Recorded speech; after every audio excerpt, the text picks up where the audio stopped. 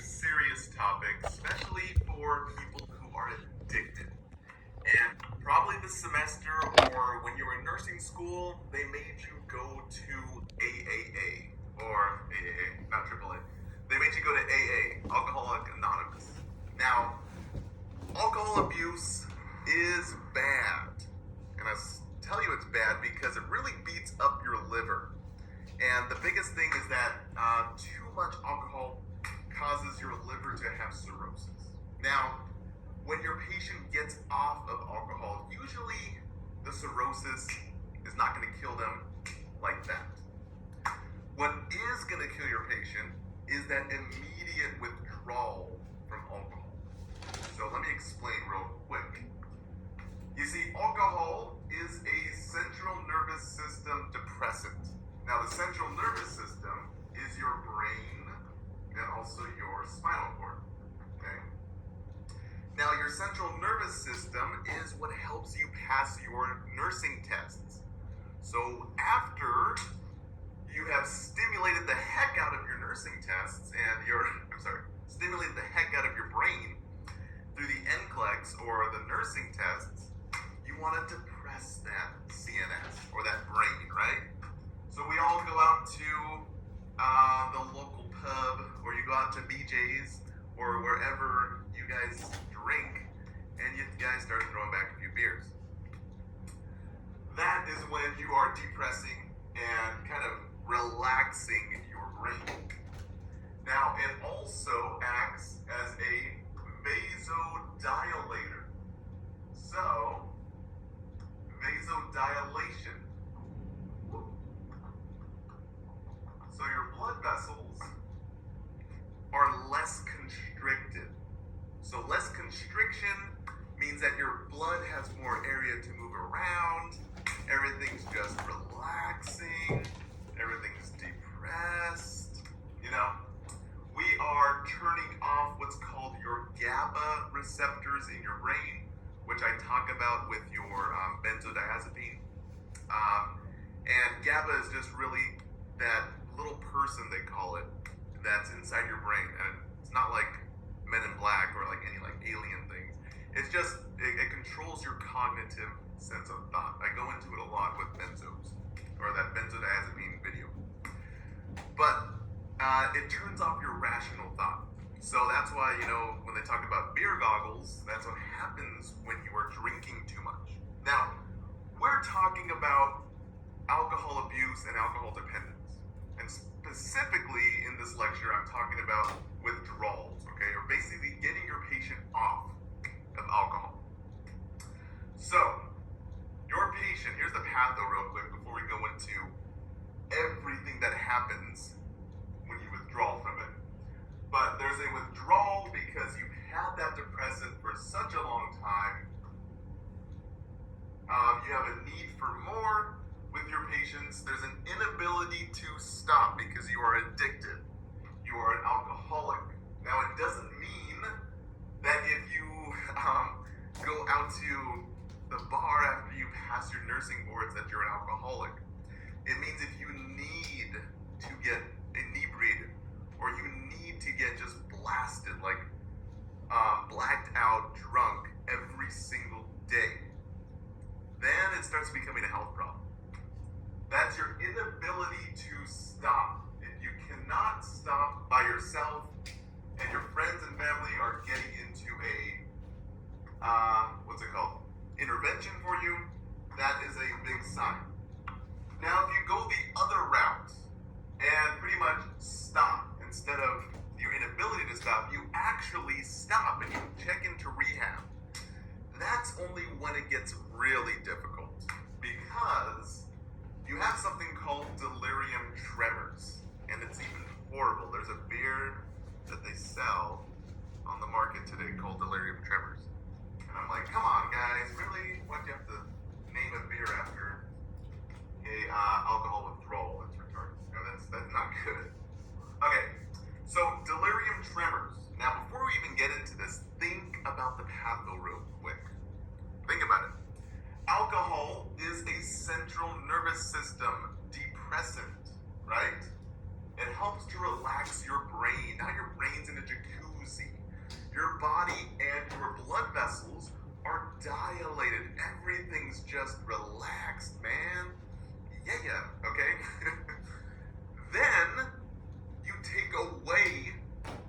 at relaxation. You pour all the hot water out of the spa and throw in ice cold water. I'm just using that as an analogy. You're not going to be relaxed anymore.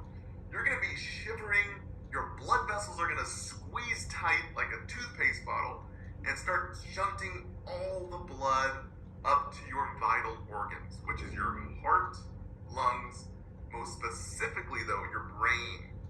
So, if all the blood is shunting to your vital organs, and now we're not depressing it anymore, but now we've pretty much done the opposite. We're stimulating it. So now all that blood is being pumped straight up. So we get an increased heart rate, increased blood pressure, agitation, delusions, hallucinations. Your patient starts seeing things.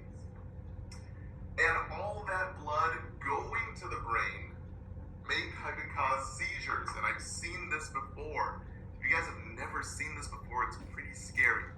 And most times your patients will die of a cerebrovascular accident, what's known as a stroke, also called CVA for short. My uncle actually died of a CVA. He was a big-time lawyer, was drinking, pretty much had a drinking problem. They admitted him into the hospital, took away the alcohol. He went into a coma.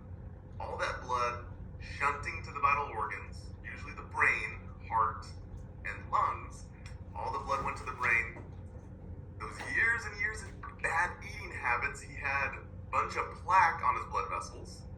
So one of those little plaque molecules popped off of one of the blood vessels around his body, floated up to the brain. All that pressure popped, and he had a stroke in the brain. Died.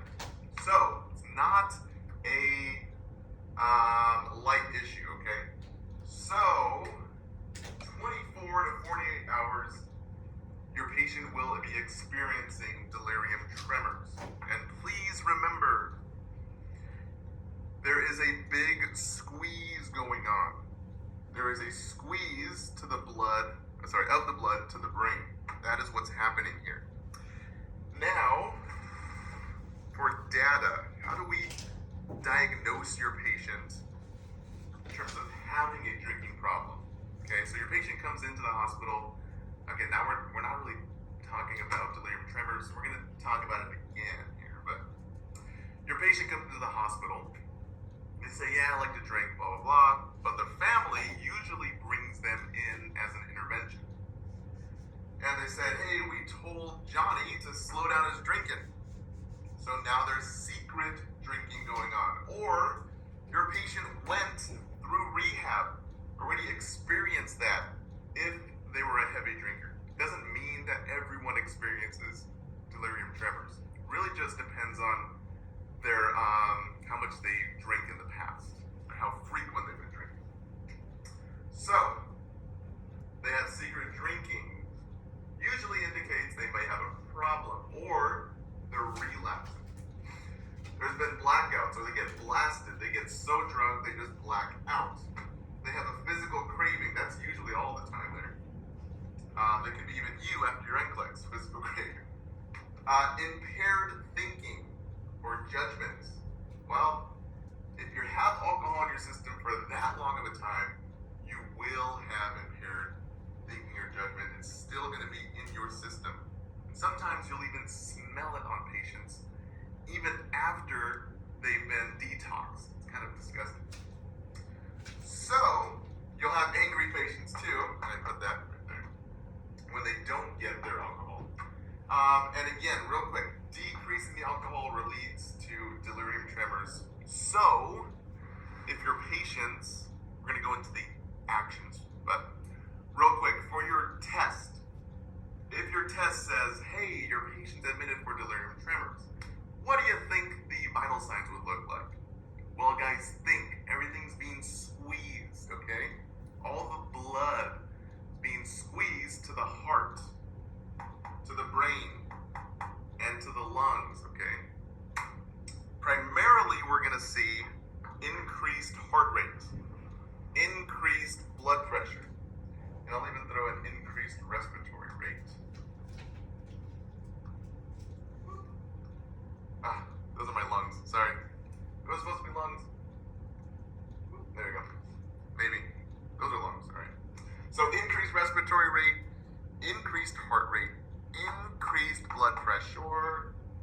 Vomiting. Why vomiting? Well, all the blood is going to the vital organs. Okay? Sympathetic nervous system. It's going away from the GI tract, your parasympathetic nervous system, your rest and digest. Okay? So if all that food is sitting there, or basically not all that food, but if your body's detoxing, it's going to turn off your PNS system. So all that gastric juices are going to be sitting there, could make your patient nauseous and throw up. Just like if you turn on your sympathetic nervous system, if you take a big meal and then you go on a 5-mile run, not really recommended. You're going to throw it up because all your gastric juices are sitting and they ferment, and then your body feels sick. Okay? So you're also going to get a really big crucial sign is shaky hands, shaky body, sometimes even seizures, because all that blood is being pumped and squeezing the brain, man. All right, so your test. Your patient they're going to give you a select all that apply question, because they're going to be like, hey, your patient has, delirium tremors. Are they going to have hypotension, bradycardia, tachypnea? So we know, yes, tachypnea, bradycardia, no. It's tachycardia, really high heart rate. Hypotension, no. Hypertension, okay? Hopefully I'm stressing the point enough for you guys. Okay, actions. We're going to do vitamin therapy, usually vitamin B. And vitamin B is usually what causes a deficit with your alcoholic patients. Even we have deficits in vitamin B if we drink after your NCLEX or after your test, and you drink, your body repairs itself and metabolizes alcohol with vitamin B. Okay? So vitamin B therapy is usually used we put a cocktail together, what's called a banana bag. Banana bag. And if you guys have ever worked in the hospital or ever took care of someone that was in the hospital, banana bag has a bunch of vitamins, folic acid, B12, and it looks like a 32-ounce liter IV fluid that's yellow. So that's what they call it, a banana bag. But we usually give this to your drunk patients or who are really inebriated, and usually wakes them right back up and rehydrates them. So we also give anti-anxiety medications. Why anti-anxiety medications? I don't know why. Okay, anti-anxiety medications are benzodiazepines. Doesn't mean that those are the only ones, but those are usually the first line drugs. Those are first handgun we go to. Okay, we're not going to go to the big bazookas first. We'll go to the handguns first. So this is our Ativan, which is also called lorazepam. Pam and Lamb drugs. Got a big video on benzos. Got to see it. Or we usually have Librium. We usually give that benzo specifically for your alcohol withdrawal patients. Now, why benzos? Before we get to antabuse, why benzos? Benzos because it is a CNS depressant. So we've taken away the alcohol, and now we've stimulated inadvertently that CNS, central nervous system. So we want to depress it again or bring it down, man. We just want to relax. Oops. We just want to relax, okay? So that is what we're trying to do with the benzos. We're relaxing the GABA receptors.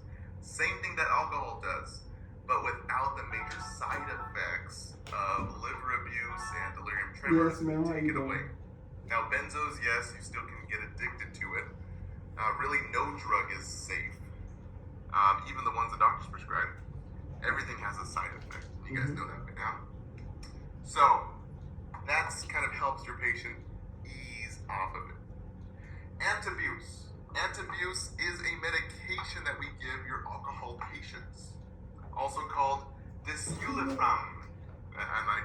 said that no, right, I gotta but do there it the is. first week of So you February, guys can right? write that down. Usually, it decreases the cravings for alcohol. Okay. One of the main things that it does, though, is if your patient drinks with it, they're I gonna should have vomit just got that shit when I right got back it. up, and that will probably be on your test. So write this down. That has to be, anti-abuse has to correlate with alcohol abuse. Anti-abuse, alcohol abuse. No, Okay? this should be. Because that is Yeah. really what we give your alcohol abuse Okay. patients. Usually makes them Yeah, sick. but what if you're not here in time during the day? Alright. So that's it for our alcohol Okay. dependent and alcohol abuse. Let's go into the next video. Okay, cool. Yes, ma'am. Thank you. Okay.